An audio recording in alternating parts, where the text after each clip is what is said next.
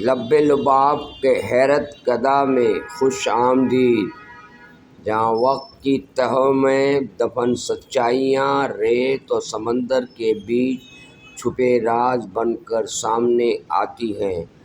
آج کی کہانی ایک ایسا جہاز جو سونے سے بھرا تھا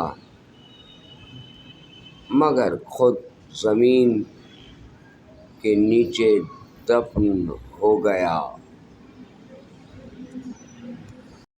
ناظرین لب لباب، یہ کہانی ہے ریت، سمندر اور وقت کے بیچ گم ہو جانے والے ایک جہاز کی۔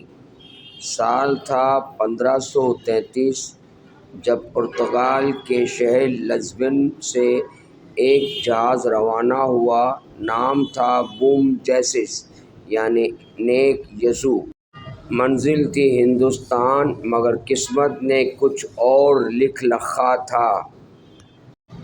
یہ جہاز مصالحے، ہاتھی دانت، تانبے کے بیل اور سونا چاندی لے کر نکلا، لیکن جب یہ جنوبی افریقہ کے ساحل کے قریب پہنچا تو سمندر کا موڈ بدل گیا۔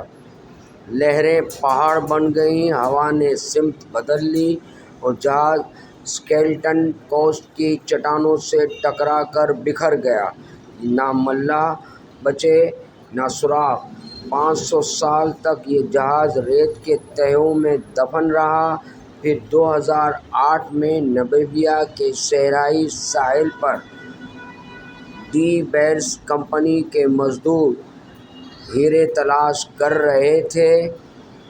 ریت ہٹاتے گئے اور نیچے سے نمودار ہوا پرانے جہاز کا ایک حصہ، پھر لکڑی کے تختے، سونے کے سکے اور تانبے کے بھاری بیل۔ ریت میں دفن خزانے کی حقیقت بن گئی۔ خزانے کی تفصیل: جہاز سے برآمد ہوئے 2000 تانبے کے بیل، 100 سے زائد ہاتھی کے دانت اور ہزاروں سونے کے سکے جن پر پرتگالی بادشاہوں کی مہر ثبت تھی، ان سب کی مالیت تقریباً $13 ملین بتائی گئی۔ تحقیق: ماہرین نے سکے دیکھے تو ان پر سال لکھا تھا 1533، وہی سال جب جہاز روانہ ہوا تھا۔ ہاتھی دانت کے نمونوں نے بتایا کہ وہ مغربی افریقہ سے آئے تھے۔ تانبے کے بیل جرمنی کے شہر اوگسبرگ سے۔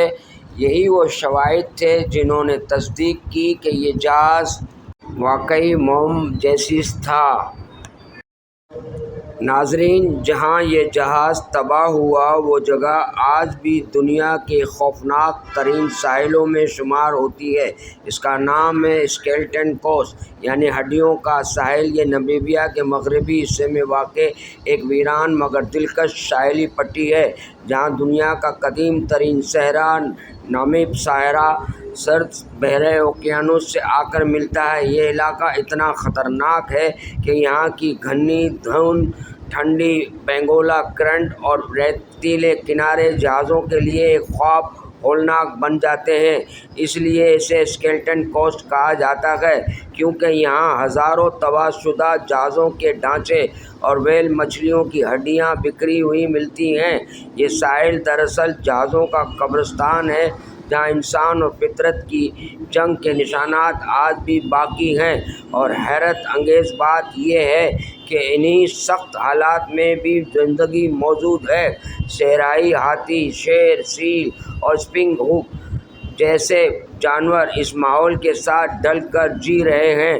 یہی وہ مقام ہے جہاں ریت اور سمندر نے بوم جیسس کو ہمیشہ کے لیے چھپا دیا تھا۔ 5 صدیوں کے بعد ریت نے تاریخ کا ایک راز کھولا۔ سمندر نے جو چھپایا تھا، صحرا نے اسے واپس کر دیا۔ بوم جیسس اب نمیبیا کے میوزیم میں انسانی جستجو کی علامت بن کر کھڑا ہے۔ یہی ہے حیرت کدہ۔